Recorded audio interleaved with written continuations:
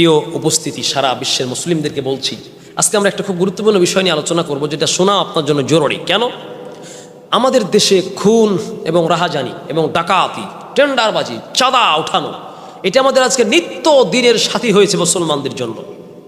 মনে রাখবেন, হত্যা মহাপাপ। হত্যা অন্যায়ভাবে হত্যা করা, অন্যায়ভাবে হত্যা করা, এটা কত বড় জঘন্য পাপ। মনে রাখবেন, পৃথিবীতে যে ব্যক্তির, আল্লাহ রাসূল বলছেন, পৃথিবীতে কোন ব্যক্তি সবার প্রথম হত্যার সূচনা করেছে? পৃথিবীতে কোন ব্যক্তি প্রথম হত্যার সূচনা করেছে? হে হত্যাকারীরা, ক্ষমতার বাহাদুরি পেয়ে তোমরা যারা এখনো ক্ষমতার মসনদে কিছুই পাও নাই, জনগণ তোমাদেরকে চাচ্ছে না, তারপরও তোমরা নিজের আত্মহমিকায় নিজেকে অহংকারী ভেবে তোমরা ক্ষমতা না পেতেই মানুষের প্রতি জুলুম করছো, টর্চারিং করছো। শুনে রাখো, হত্যা এত বড় জঘন্য পাপ, হত্যা এত বড় জঘন্য পাপ, হত্যা এত বড় জঘন্য পাপ। আল্লাহর হাবিব বলছেন, পৃথিবীতে যে সবার প্রথম হত্যার কাজ সূচনা করেছে, এই পৃথিবীতে যত পাপ হবে, যত হত্যা হবে, এই হত্যার একটা পাপ ওই প্রথম খুনির আমল নামে আল্লাহ পাক পৌঁছায় দিবে। আপনাকে জেনে রাখার জন্য বলছি, হত্যা দেখেন কত বড় গুরুতর মহাপাপ। কোন ব্যক্তি পৃথিবীতে সবার প্রথম হত্যার সূচনা করেছে? আল্লাহ রাব্বুল আলামিন তার আলোচনা সূরাতুল মাইদার 27 নম্বর আয়াত থেকে রব্বুল আলামিন শুরু করে আল্লাহ রাব্বুল আলামিন সূরাতুল মাইদার 31 নম্বর আয়াত পর্যন্ত 4-5টি আয়াত আলোচনা করেছেন। সে ছিল হযরতে সাইয়্যিদিনা হযরত আদম আলাইহিস সালামের ছেলে কাবিল। এই কাবিল সবার প্রথম হত্যার সূচনা করেছে।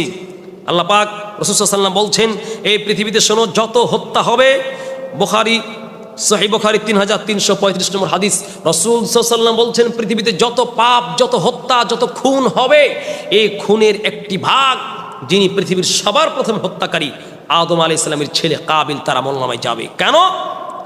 আল্লাহর হাবিব বলছেন, আন আব্দুল্লাহ ইবনে মাসউদ রাদিয়াল্লাহু তাআলা আনহু قال قال رسول الله صلى الله عليه وسلم لا تقتل نفس ظلما।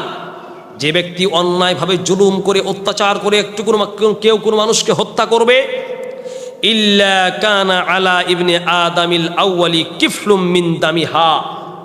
যেই ব্যক্তি পৃথিবীর সূচনাতে হত্যার সূচনা শুরু করেছে, পৃথিবী শেষ হওয়ার একদিন আগেও যদি হত্যা হয়, তাহলে ওই হত্যার সূচনা থেকে নিয়ে পৃথিবীতে যত হত্যা হবে, লক্ষ লক্ষ কোটি কোটি, যেখানে যেই হত্যা হবে, ওই হত্যার একটি গুনাহের ভাগ আল্লাহ পাক বলছেন আদমের সন্তান যে প্রথম হত্যা করেছে কাবিল, তার আমলনামায় পৌঁছে দেওয়া হবে। রাসূল সাল্লাল্লাহু আলাইহি ওয়াসাল্লাম বলেন, কেন?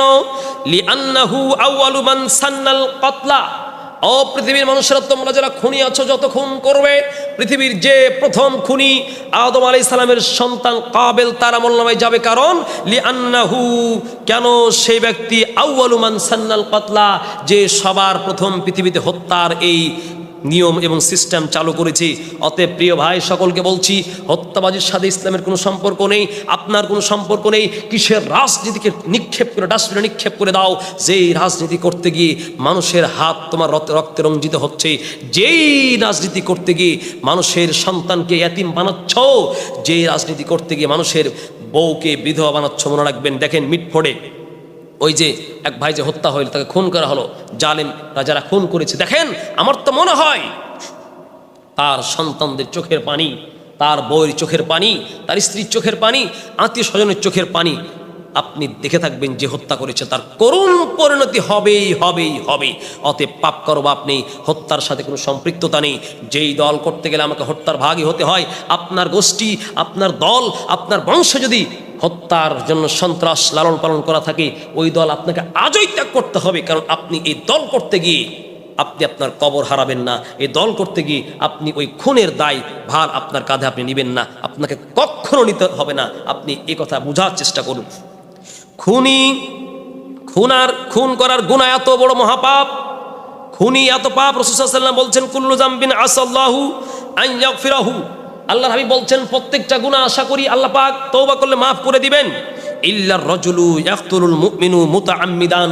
কিন্তু রাসূল সাল্লাল্লাহু আলাইহি ওয়াসাল্লাম বলছেন, শোনো, সুনানে নাসাই 3986 নম্বর হাদিস, রাসূল সাল্লাল্লাহু আলাইহি ওয়াসাল্লাম বলছেন, সব গুনাহ আল্লাহ পৃথিবীতে ক্ষমা করে দিবেন, সব গুনাহ আল্লাহ পৃথিবীতে ক্ষমা করে দিবেন, কিন্তু ইল্লার রাজুলু ইয়াকতুলুল মুমিনু মুতাআম্মিদান। কিন্তু ওই ব্যক্তি যে ইচ্ছাকৃত কোনো মানুষকে হত্যা করেছে, পরিবর্তে আল্লাহর হাবিব বলছেন তার কোনো গুনার মাপ নেই, তার কোনো গুনার ক্ষমা নেই, তার কোনো গুনার ক্ষমা নেই, তাকে কোনো কোশ্চেন কালেও ক্ষমা করা হবে না। 2 আবির রাজুল ইয়ামুতু কাফিরান, ওই ব্যক্তি যে নিজে মুরতাদ হয়ে গেছে, ইসলাম ত্যাগ করেছে, সে ব্যক্তি যে কাফের অবস্থায় মৃত্যুবরণ করেছে তাকে ক্ষমা করা হবে না।